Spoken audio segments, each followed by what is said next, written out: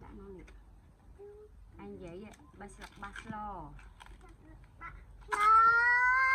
ngày nay ổn tay đây là bas lo ngày nay ổn tay đây là bas lo đây là bas lo là ba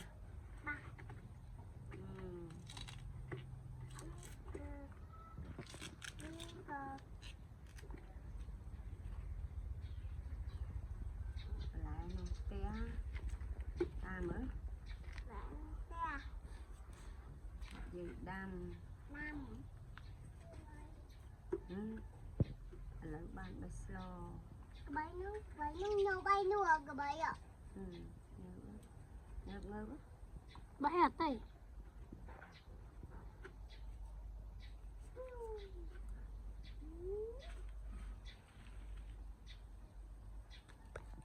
tay này lược cho lược làm nên là không bé nó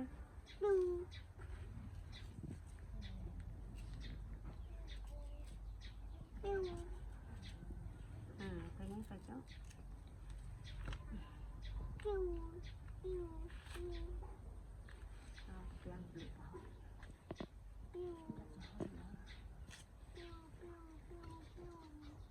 Pew.